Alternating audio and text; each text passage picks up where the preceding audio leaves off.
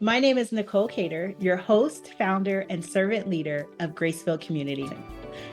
I want to thank you for tuning in to Graceville Community Podcast. This is a safe space, a place in which we just share stories of how God has touched individuals' lives all across the world and how they are now impacting the kingdom of God. Thank you for tuning in. Blessings to you. Hello, Graceville community. Once again, I am so excited to welcome you to the Graceville Community Podcast, where we have authentic, transparent conversation, truly just about the goodness of God. We may talk about some hard things, we may talk about some great things, but all together, we know it's going to be good conversation because it's the conversation of the God things. And so once again, I am so excited.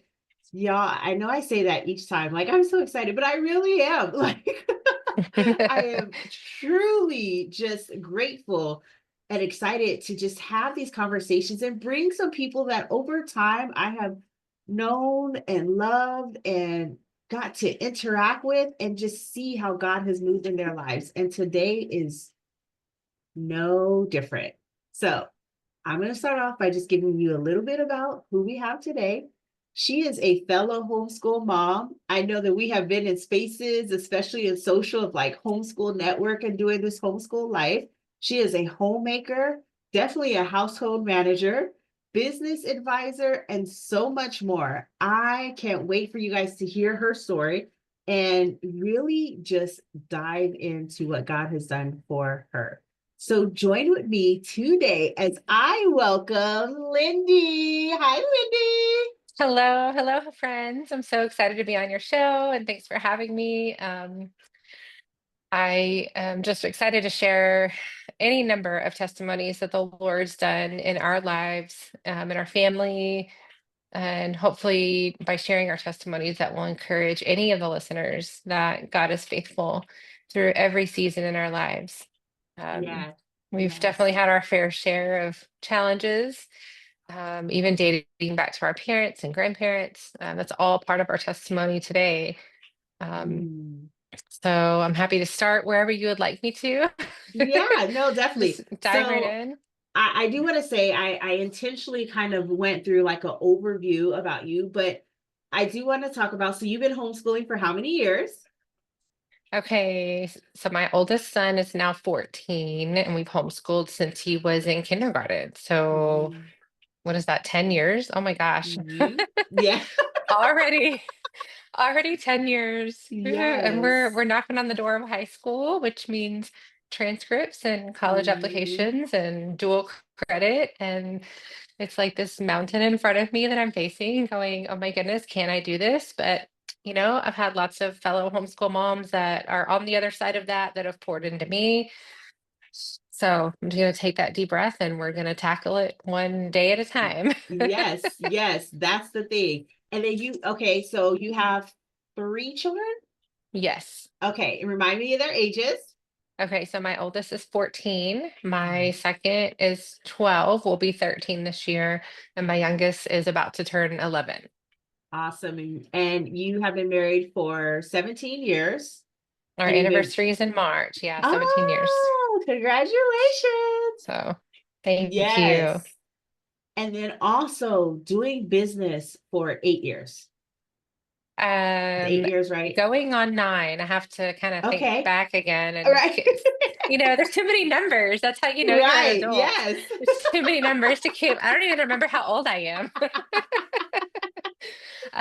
So yeah, I think we're at 8.5 years now, and Wow. that is a whole, like, I've got to read a book. That I'll just dive into that because I think you kind of Yes, opened the let's door do it. perfectly for that. Let's do it. So I think that really one of the coolest aspects of where we're at today, which we'll get there, but one of the coolest aspects of it is the fact that before my husband and I ever met, he had to declare bankruptcy. He had graduated college from West Texas and moved to Fort Worth to go to seminary originally. He felt like the Lord had called him into ministry. So in his mind, he was going to go to seminary and become a licensed ordained pastor. And he was not out looking for a job. He just, nope, God's going to provide. God's going to provide. And he had a lot of wise counselors trying to advise him, you need to get something, even if it's flipping burgers at McDonald's. But no, God's going to provide. God's going to provide. And he was basically living off credit cards for a while, and it finally came around to bite him. And he had creditors calling him even at work. He had dropped out of seminary and instead pursued his master's degree in education at Tarleton. And he was teaching at a small private school in the area. So, he was barely making by, but you Right. had creditors calling him, and he ultimately had to declare bankruptcy. And that was very hard and very humbling. And he realized Mhm. that the Lord was working out that pride in his heart, and that he also in that season realized his call to ministry was not a formal as a pastor calling at that Mhm. time. That may come at some point in the future, but no, the Lord was not calling him in that role. And so he pursued education, and then right around the time he graduated with his master's was when we met, and shortly thereafter we got engaged. And he had been able to purchase a house. The Lord worked out all that, you have to have a credit score, you have to qualify for a loan, you have to be able to afford a down payment, whatever, all the numbers and Mhm. all the stuff Right. involved with that. And that was also another miracle. Like, wow, God worked it out for me to buy a house, or for him to buy a house. And so we met and got engaged, got married. And then we moved to West Texas, back to his hometown of Lubbock for a few years. And he went from being a teacher to being an assistant principal. And then when we were out in West Texas, he got to work for the district offices. And then during that time, I had our first son, and we had always agreed he wanted me to be able to stay home. Mhm. So I quit my job, and we had to adjust to that single income, which, I mean, I was the coupon queen for a while. Right. Um, I had my three grocery stores lined up down the same stretch, Mhm. and I knew what I could get at each store the cheapest, and, all that budgeting, um, and it was hard on our marriage. It was just another stress factor. And um, and then his father passed away there in Lubbock, and then we felt like we were ready to move back to Fort Worth. We had struggled to really grow roots in West Texas. And then, we thought maybe the Lord brought us here because he knew Gavin's dad was going to pass away. Mhm. And that was a season to have, we had our two oldest were born there. And we had that time with his dad before he passed. But get at the time, Gateway, we mentioned Gateway Church earlier. We were involved at Gateway, and we were watching online, and that was home, and our hearts were Mhm. ready to come home, both to Fort Worth. Um and the Lord, this is another part of, I kind of glaze over this part of our testimony sometimes because I don't think people will understand it. But um Gavin applied for so many jobs that fall of 2013, and when school started, it kind of was discouraging because when you're in education, a lot of times when the school year starts, then people are kind of in their places. Mhm. So, but I really felt the Lord leading me to pack out of faith. Like he's Mhm. got something. We are going to just keep walking in faith. In October, he got a phone call for an interview, and it was at the Region Center in Fort Worth. And he got this job, and that's what helped us get moved back to Fort Worth by Mhm. Christmas. And later we found out that they were looking for somebody specifically with experience as a principal or like an administrator and at the district offices. Because, see, what I didn't mention earlier was in West Texas, they moved him to the district offices. He Mm. didn't want to go. He wanted to stay on the campus, but he saw that as a demotion because he was starting to work in Mm. the PEIMS area, which PEIMS is just all the information management and the data that gets reported to the state that determines the funding for that school district. And so typically that's been held by just an admin assistant or like a secretary type position. So he was like, God, what are you doing? Like, Mm. I'm more qualified than this. But he finally came to accept, okay, God, if this is where you're going to have me, then I'm going to Mhm. do it to the best of my ability. And he went to all the trainings and really mastered PEIMS. And so then when he got the job in Fort Worth, he later found out they were specifically looking for somebody with both admin experience and PEIMS experience. And everybody was like, Mm. that's a unicorn. You're never going to find that because people either go this route or that route. So when they found him, they were like, oh my gosh, we found our guy. Right. So that was another kind of miracle in all of that that got us to the region center, got us moved back to Fort Worth. And I was halfway through my pregnancy with my third when we moved back, and she was born. So we had her here. And Gavin worked there at the region center for about 4 years. And workplace politics are everywhere. Yep. So, Mhm. don't really need to go into detail, but things were changing, and we just were sensing his time is coming. Something's changing, and his time is coming to an end there. Mhm. But what was next? Well, what he did with the Region Center, his job was funded by a grant through TEA. And his job was to support new charter schools Mm. and to help them with their data reporting so they could be successful and not have to shut down. And as he would travel to these conferences and he would teach breakout sessions for PEIMS and data reporting and help make sense of it all, because PEIMS is kind of like a bad word in the education world. Okay. Okay. I mean, a lot of people hate it because it's so complicated. Mm. Imagine, we talk about medical coding and we talk about health insurance, and if it's coded wrong and that it's not paid for, whatever. Well, that's themes in the education world, is how everything is coded and how it's funded, and Mm. everything has to line up all the data. And I'm not a data person, so somebody listening to this might make a lot more sense to them, but that's all I can say about it is it's just all about the data and how it lines up and it affects the funding.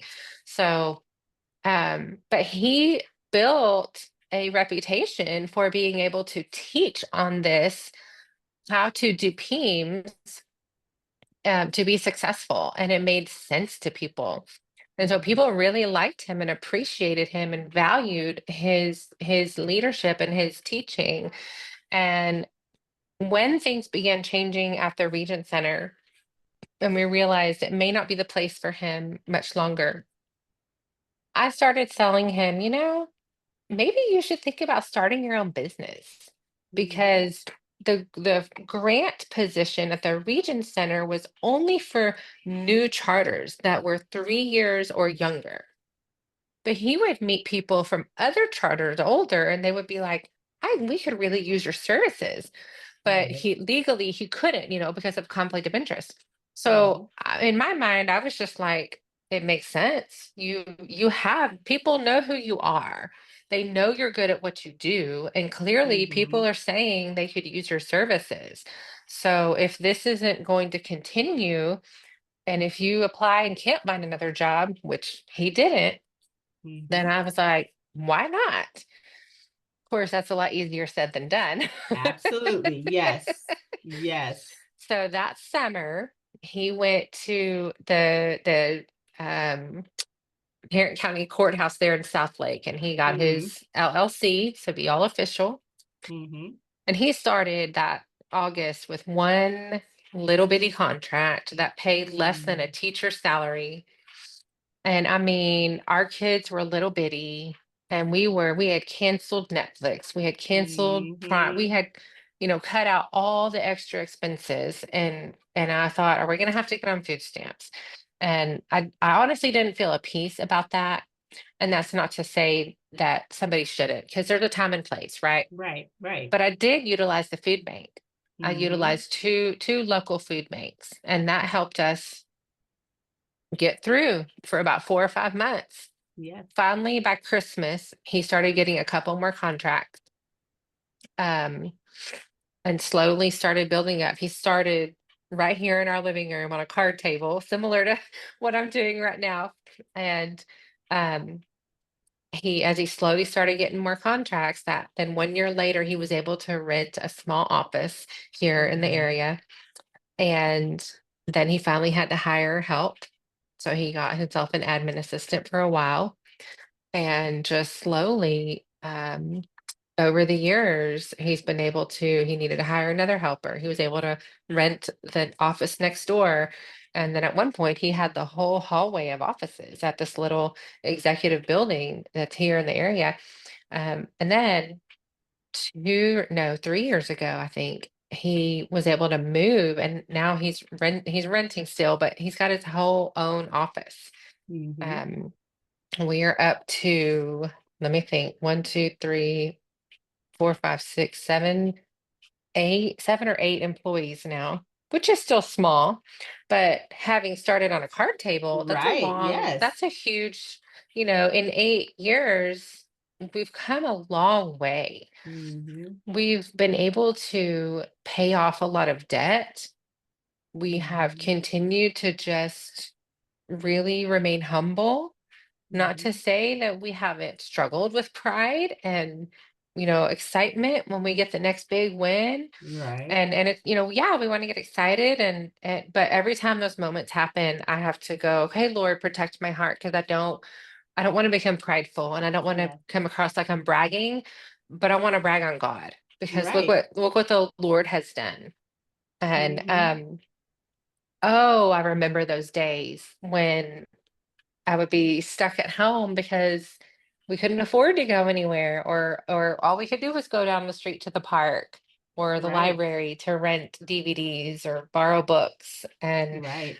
play with the chalk again outside, or the Play-Doh. Mm-hmm. The cheap Yes. and easy and the free stuff. And, looking at social media, wondering, how can these people afford a trip to Disney, or how are they affording a trip to the beach?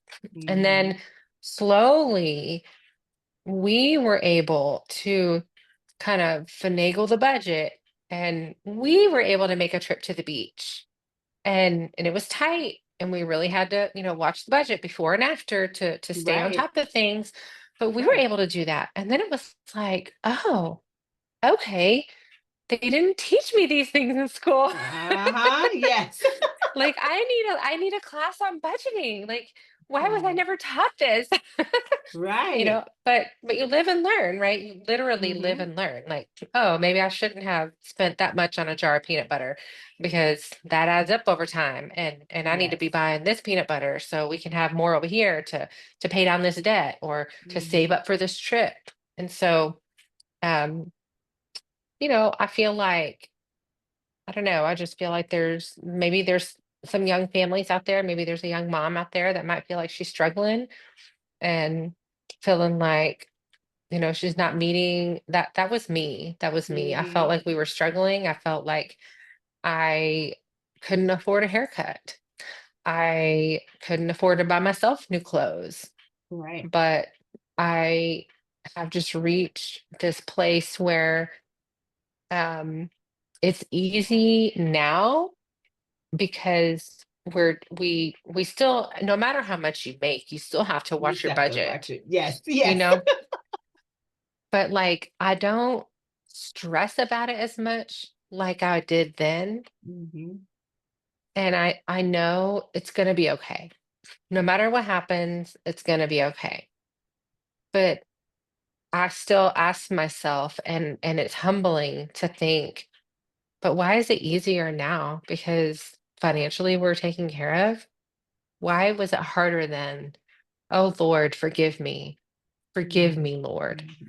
and help me to always put my trust in you Yeah. and not to put my trust in money, right? Mhm. Mhm. And man, that's convicting, very Yeah. convicting, because money can become an idol and Mhm. can become its own god.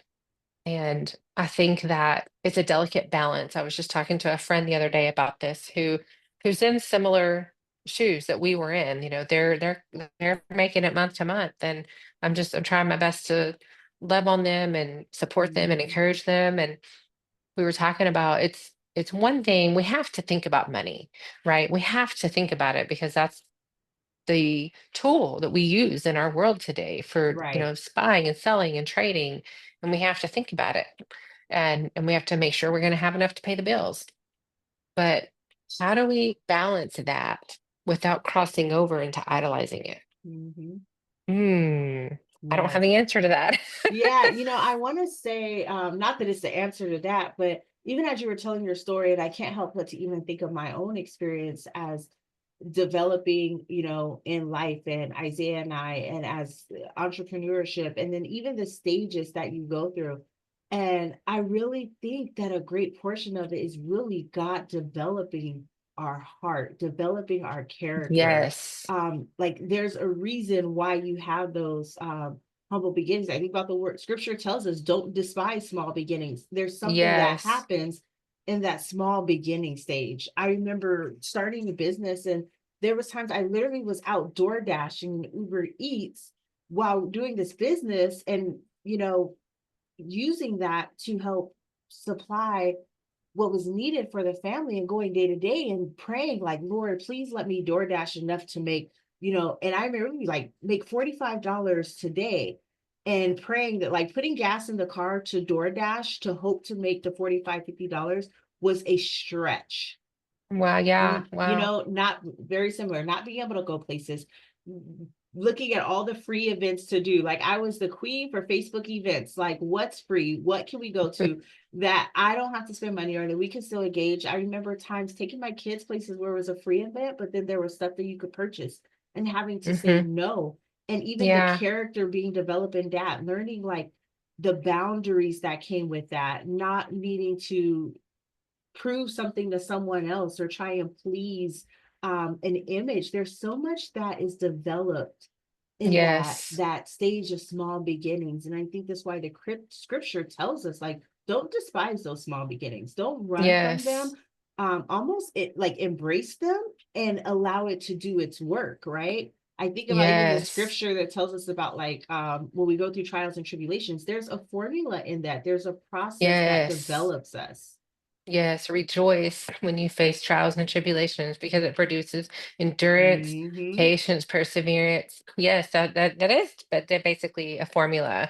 And that's Yeah. a beautiful reminder because yeah, I do see that in myself now. Mm-hmm. So Right. Back when then. Yeah, back then when life threw us a curveball and I needed new tires on my Mm-hmm. car, I was, really stressed out and worrying, how in the world are we going to do this? And now, when life throws us a curveball of any sort, it's like, okay, well, we take a deep breath and we have to do what needs to be done, and then we do what needs to be done to compensate for that, Mm-hmm. whatever it is. And it's just the Lord maturing us. Absolutely, 100% is maturing us. And it is hard when you're in those early beginnings, those humble beginnings. It's hard. We had prophetic words spoken over us right after we were married. We were candidates for the presbytery, that they do. I don't know Mm-hmm. if they still do or used to do, but and a lot, what's really cool, I have the transcript, typed out, it's folded in my Bible, Yes. and I pull it out every now and then. And there's certain aspects that have just always stuck with me. Mm-hmm. And what's really cool is a lot of that has come to fruition. Yes. One of the things that was spoken over Gavin was being a leader, training other people, having a pastoral mantle on him, but that it would not necessarily be within the four walls of the church, that it may be in, it may be out, it may be here, it may be out there. And he has, just this morning, even, he was telling me our business as educational consultants, the first priority is we are a ministry. We're here to represent the compassion of Christ. Right. And if there's a spiritual need, we want to be sensitive to that. Are we out there on these schools blatantly preaching the gospel? No. Our purpose is to help with PEIMS and data management, but opportunities arise many times to ask somebody, well, do you go to church anywhere? Well, would you like me to pray with you? Sometimes people ask us, will you Right. pray for me? Will you please pray for my husband or my daughter or so and so? And so it's not that in your face, like evangelizing, but I think I heard somebody use the term, what did they say? Business, M- workplace evangelism or marketplace marketplace ministry. Yes. ministry. Yes, yes, there's a couple Hmm. different terms there. And so Yes. we see it as a type of undercover ministry, not like Hmm. undercover in the sense of like in China, not like we're trying to hide anything, but many people that know us know that A, we're a family-owned business, and that B, we seek to honor the Lord and put him first. Right. And we're not here to push anything on anybody, but we're here to just represent Christ, prayerfully represent him well, and Hmm. draw others to him. Because I know there's a lot of people out there today that have been hurt by the church and Yes. that have a bad taste in their mouth when it comes to Christians, and that saddens my heart because Hmm. in a lot of ways they're right, because we as Christians haven't always gotten it right. Right. And I'm sad and I'm sorry for that. I Hmm. hope to represent Christ well without compromising the truth and effort to build a bridge to people like Yes. that, because I Yes. want them to know God's not some angry God that's out to get you. And some of this stuff happening in the church that maybe hurt them, that's not God's heart toward. Hey, let's take a quick break. Consider this paradox. We live in an age of medical breakthroughs. Advanced treatments, therapies, drugs, and technologies improve the science of medicine every year. However, the prevalence of heart disease is up nearly 10% since 1999. The prevalence of cancer is up nearly 20% since 1999. And diabetes, up 35% since 1999, is a gateway to other diseases. Unless we reverse this trend, experts predict that for the first time in history, 1 in 3 children born today may live shorter lives than their parents. So why aren't we healthier? It's largely because we're overfed and undernourished. Take a few seconds to think about it. We often choose convenience over our health. Fast food sales have increased 2,000% since 1981. Eating fast food more than twice a week is associated with an increased risk for diabetes. Even so-called healthy foods are full of artificial ingredients and fat. Only 2% of us get our daily recommended servings of fruits and vegetables. And studies show that produce is not as nutritious as it used to be. Poor nutritional habits are becoming a national epidemic. But you are in control. Countless studies show that nutritional supplementation can positively affect your health. With proper nutrition and a healthy lifestyle, 80% of all heart disease in women is preventable. 60% of all cancer-related deaths could be prevented. 90% of all type 2 diabetes is preventable. Proper nutrition and supplementation are critical. Give your body the nutrients it needs. Invest in your health today. At Shackley, wellness has been our mission since 1956. In harmony with nature, let us help you live healthier with proven products made from best ingredients nature has to offer. To learn more or get any of our amazing Shackley products, Visit the website displayed on the screen or in the show notes of this podcast. We have experienced church hurt, Gavin and I both. Same here. Yep. As individuals, as a Mhm. couple, as a family, we have had Mhm. church hurt. And there have been many times I thought, if I didn't know any better, I would have left the I'm church a out. long time Right. ago. But I know that's not God's heart towards me. Yes. And we have had to make the hard decisions to say, okay, this may not be the right church place for us to go any longer. Our season here is Mhm. finished. We don't ever want to leave a place out of offense. We Right. want to leave in a blessing where Mhm. we're blessing the church, and we want the church to bless us as we move on to wherever God has for us. Yes. And sometimes that hasn't happened. We seek to leave without offense, but we have had others offended that we were leaving. And we just, and like I told Gavin, I said, well, when one of the situations happened, I said, well, I think we made the right decision. That reaction confirms we're Right. making the right decision. And then also we need to pray for that leadership, because for them to Mhm. respond that way tells me there's deeper issues. So, Right. that's the body of Christ. We're not perfect, but the Lord calls us to forgive. And as hard as He that is, does. um, Yeah. so yeah, all of these things, it's just incredible how it all ties together. And um, when COVID hit and shook up the world Mhm. and Mhm. everything changed, um, we we had some extra capital in our business, and we that was when we faced a difficult situation where we decided it was time for us to step away from a particular church we were at the time. And we went to the Gateway Justin campus as Mm. a temporary landing pad. We weren't sure if we were going to stay at Gateway long term or if that was just a Mhm. temporary place, but we were going to the Justin campus for a while. This was before the campus was built. They were still meeting at the Marriott. Yes. And that was a hard situation. Gavin faced some difficulties in the business. We had an employee that left us, and it was just a hard situation. And Mhm.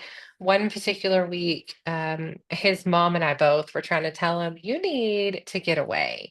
You need to go Mhm. get a hotel room and just turn off your phone, turn off your computer, and just be with God. Right. And he looks up at me with the puppy dog eyes and he says, okay, well, will you go with me? And I was like, well, yeah, if you want me to, but the bottom line is you need a break. Right. Um, so we went to a little bed and breakfast in Duncan, Oklahoma, 2 hours Mm. away, and we turned our phones off and traded Mhm. them so there would be no temptation. Yes. And we had the most peaceful weekend. We both Mm. spent time reading our Bibles, praying, spent time together. And on the way home, Gavin said those two little magic words. We could, because that's how it always starts with us, Right. Yes. And he said, we could buy a house up here and have our own little Airbnb, and just, it's only 2 hours away. So I was like, are you sure? Right. Because he's the one that handles the budget. Like Mhm. I'm girl math over here. I'll admit Yes. it. He handles the numbers, paying the bills, taking care of all that, because I couldn't. It's too complicated for me. So he knew better than I did if we Right. could afford. He was like, "Well, yeah, we've got enough cushion." He said, I think we could put a down payment, and I think we can do it." That was the fall of 2020. Mhm. A year later, we first started looking in Oklahoma because it was closer, just a couple hours away. But we lost, I think, 4 offers. That was when the market was really Mm. hot and Yes. people were Yes.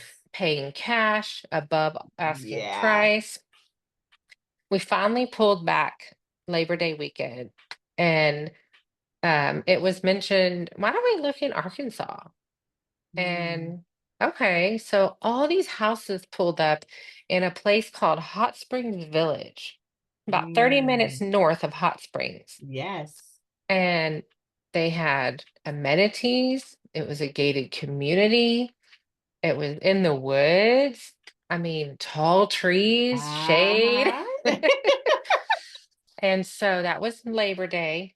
On Wednesday, we were driving up there and looking at houses. And over the next about 3 weeks, we went up there 2 or 3 times and we lost about three more. We lost a total of 7 offers between Mm. Oklahoma and Arkansas. The eighth house had been on the market for a couple months, no offers, very few showings. And our first thought was, what's wrong What's with it? wrong, right? Yeah. Nothing was wrong. So and it wasn't that we really liked the house. It Mhm. wasn't like, oh, okay, well, let's just put an offer on it. It was like, this really is a good house. I think it will work. Put an offer on it, and it was accepted that night. Wow. Come to find out, it was owned by a pastor. I Mhm. thought that was interesting. Mhm. So fall of 21, we were able to move in, and that became our second home, kind of our getaway home. And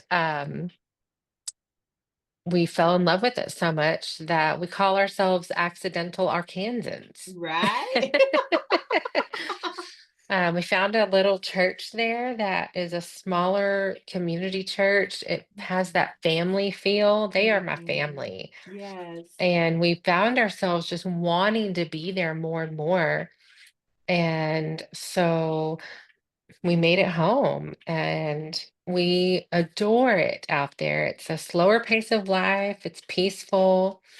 We still have to come back to the Fort Worth area occasionally because of Gavin's business is still based Right. here. Yes. But to see where we've gone from bankruptcy 20 years ago Mhm. to the food bank 9-ish years ago Yes. to now, technically, we own 2 homes. Wow, the Lord's brought us a long Mm. way. And I remember people telling us, everybody's got their beans and weenies days. And it's true. Everybody had Yep. their beans and Yep. weenies days. Mhm. And man, it seems like those days can drag on. But um hold on, Yes. because Yes. yes, like you said, the Lord is growing us in those Mhm. seasons and I think strengthening our faith. And my prayer used to be a dangerous prayer to pray is, Lord, deepen my trust in you, Mm. deepen my trust in you. Mm. And like that song, Spirit, lead me where my trust is without borders. Yes. Yep. Wow, has he brought us? And now, even now where we're at, we still have big decisions Oh we have to yeah. make that are Mhm. difficult. What do we do? We can't hold on to this house anymore. Do we sell? Do we rent? Do we hold on to it? What do we do, Lord? Because in the end, his wisdom is the best.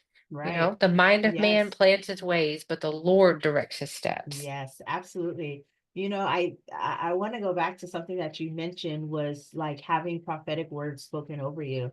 Because I Hmm. remember a time, I have talked about having own church hurt experience. Like I grew up in the church. So all my life has been in the church. I've been behind the scenes of ministry since 14. So Wow. definitely seen a lot, right?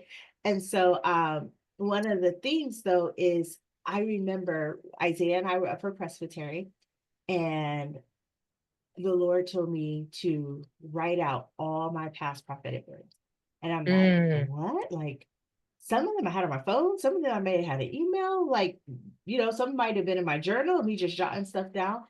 And even the Holy Spirit brought me to remembrance of words from even like teen years. And Wow. so I just started typing all the words out. And as I was doing it, it was like I could see from like a word from like 15, how like, oh, okay, that happened. Like this happened at 24, and then see a word Mhm. from like being 24 and be like, oh, this happened 2 years ago. But what we don't talk about is the time frame from the time that you got the word and all the Yes. development, like practical, natural, and spiritual, all the development that happens before that word actually comes to fruition. And I just want to Yeah. encourage the listener that's like, I've had these prophetic words. I know what I'm called to do. I know where I'm called to sit, or why is it such a struggle to do the thing that I know God's asked me to do? Don't Yeah. get discouraged in it. Like, don't be discouraged. I think in our humanity, we think, oh, okay, I heard from the Lord to do this. And we think because Yes. we heard from the Lord, it's supposed to be easy. And Yes. when it gets hard, we're like, did I really hear from him? Yeah. Yeah. Yeah. And like even, when Gavin felt a call to ministry, he was like, okay, I'm going to seminary. I'm going to be a pastor. But the Lord was like, mm-mm, your Mhm. ministry is in education. Yes. Your ministry is through your business. Yes. And it was 17 years ago when we had those prophetic words spoken over us at Gateway, and it just hit me. I mean, within this past year, like, wow, Mhm. almost all of this has come to fruition. One of the things spoken over me was I would be raising the next generation, teaching the next generation. I never had any thoughts about homeschooling 17 Right. years ago, you know? Mhm. And what's even cooler, I want to add to that about the idea of prophetic, is that before Gavin and I met, um, I had a prophetic dream. And I do believe that the Lord speaks to us in our dreams. I think Absolutely. sometimes they're just dreams. Sometimes it's Mhm. just our brain processing what happened yesterday or the pizza we ate last night. Right. But I definitely encourage people, if you think there's anything, any symbolism in your dream, journal that down, because Mhm. maybe next week something will come to you and you'll go, wait a minute, maybe that was my dream. Anything can happen, but I had a dream in 2006, August of 2006, that there were several different parts to it, but there was like a brown horse and there was a donkey that I had to it was like a wild donkey, and I had to get a hold of it and I had to take it back to its owners. And they were in like a mobile home park. And they were like, oh, thank you, thank you. And I said, well, I'm looking for a place to live and a job around here if you know of anything. And they were like, oh, yeah, yeah, we'll let you know. And in my mind, I thought, okay, they're saying that, but I don't think they're going to actually follow through. But that's okay. God's going to take care of it. There was a part in my dream where I was like on this huge stadium, like soccer field or football field, and I had like my backpack that I've had since eighth grade, and then I left it behind. And I was riding this bus home, and I suddenly went, oh, I left my backpack. Oh, well, that's okay. I can go back for it later. And this bus opened up on the backside, and it was like a flatbed trailer with bleachers on it, and it was all empty. And I thought, oh, I'm glad I got on it now before it gets full. And then, how dreams transition. And then I was in this like kind of a dormitory, and it was like this ultimate college hangout place. There was a place to do laundry, and there was a place to play ping pong or watch a movie or have snacks. And there was a girl in there that was yakking away and really distracting. And then I finally left.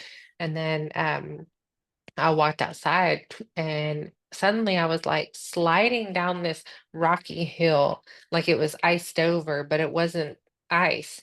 And there was three people with me in my dream. And all of these things have symbolism. Like horses represent strength and authority, and brown, the color brown, represents compassion and humanity.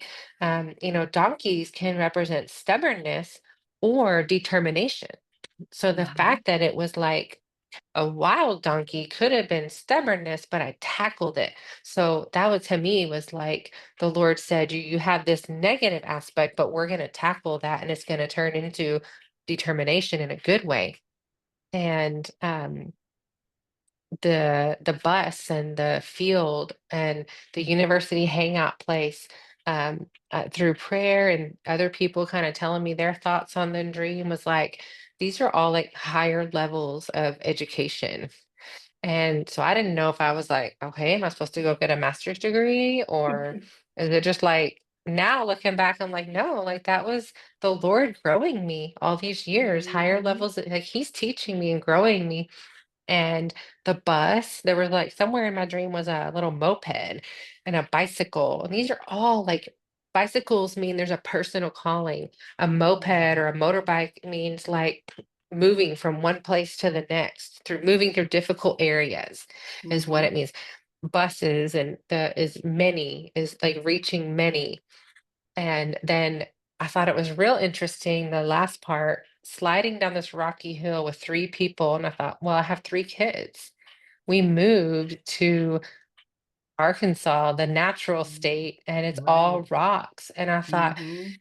it's just hit me this past year, like, "Wow, Lord, was that" that was almost 20 years ago now. Was that like my life flashing before my eyes kind of thing? Mhm. Like, Yes. wow, look what you have done, Lord. And in Mhm. my dream, there were people that I knew from a past season in life. And somebody said, well, I think the fact that they were familiar means there's going to be familiarity. Like, it's not just going to be you and God on this calling, but He's going to put people in your life that you know and that will support you.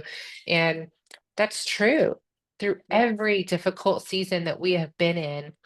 Yes, friendships come and go, and sometimes they kind of wane, so to speak. But the Lord always provides what we need, not just Mhm. financially, not just Mhm. materially, That's but right. relationally. He will provide the people, even if it is the grocery store clerk that has the Mhm. cross necklace to remind you God is with you, even if it is just that random text or phone call, or like I had one lady say, I had cookies left in my fridge. I put them in a Ziploc bag and I just ran them by my friend and said, "Hey, I was thinking about you today." That's all that's needed. Yes. Yes. Yes. So I all of love that it. is just like, it's so cool how God He wants that intimacy with us. He wants to pour into our lives and Mhm. speak to us. And then you talked about when you have that prophetic word and you think, okay, this is what I'm supposed to do. Well, sometimes if we hear a word from the Lord, and we think, okay, and then we try to make it happen in our Move own too strength. fast. Yes.